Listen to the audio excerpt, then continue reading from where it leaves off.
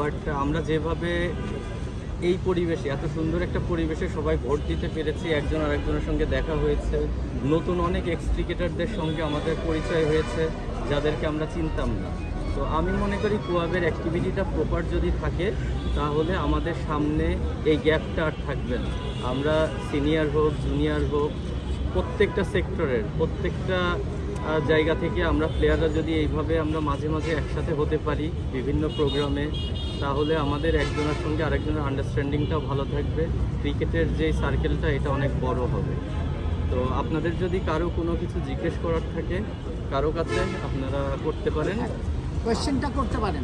মিথুন ভাই, যে এতদিন তো আপনিও আসলে অনেক দাবি তুলেছেন, নিশ্চয়ই আপনার কারেন্ট ক্রিকেটার এখনো আছেন, আগে যারা ছিলেন বা আপনারা ছিলেন, আসলে এখন আপনি জানেন দাবিগুলো কি বা সমস্যাগুলো কি? আপনার তো আসলে আপনার কাছে তো কেউ কিছু চাইবে বা চাওয়ারও প্রয়োজন নেই, আপনি তো নিশ্চয়ই সমস্যাগুলো জানেন এবং সমাধানের পথেই যাবেন নাকি? না, আসলে চাওয়ার প্রয়োজন নেই, এটা ভুল। চাওয়ার প্রয়োজন অবশ্যই আছে, কারণ আমি দেখেন আমি প্রিমিয়ার লিগ খেলি, বিপিএল খেলি বা ন্যাশনাল টিমের আশেপাশে যে ঘটনাগুলো ঘটে এইগুলো সম্পর্কে আমি অবগত। এই সমস্যাগুলো সমাধান আমি করতে পারবো, বাট নিচে অনেক জায়গা আছে যেই সমস্যাগুলো আমরা এখনও জানি না। কারণ আমরা ধরেন আমরা আমাদের জায়গা থেকে সমস্যা ফিল করতেছি, বাট নিচে আরও বেশি সমস্যা আছে। তো সেই জিনিসগুলো জানাটাও আমাদের জন্য প্রয়োজন।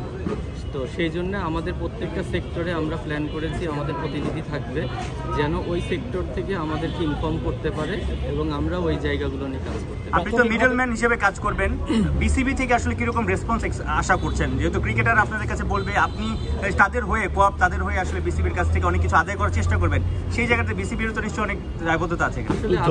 আমি মনে করি ক্রিকেটাররা বিসিবি ক্রিকেটারদের, এটা একটা ফ্যামিলি, এখানে কোনো গ্যাপ থাকা উচিত না। এখানে আমরা বিসিবি আমাদের গার্জিয়ান, আমরা যে কোনো দাবি আমাদের গার্জিয়ানের কাছে জানা দিতেই পারি। আমরা যে সমস্যাগুলো ফেস করতেছি সেগুলো আমরা সবসময় বিসিবিকে নক করতেই পারি। তো এই জিনিসগুলোও আমি আশা করব বিসিবিতে যারা দায়িত্বরত আছেন, আমাদের সম্মানিত বোর্ড ডিরেক্টর এবং প্রেসিডেন্ট সাহেব, ওনারা জিনিসগুলো পজিটিভলি দেখবেন। কারণ আজকে আপনারা সবাই এক বাক্যে স্বীকার করবেন ক্রিকেটের কিন্তু মূল স্টেক হোল্ডার ক্রিকেটাররা। তো ক্রিকেটারদের কোনোভাবেই বঞ্চিত হওয়া উচিত না।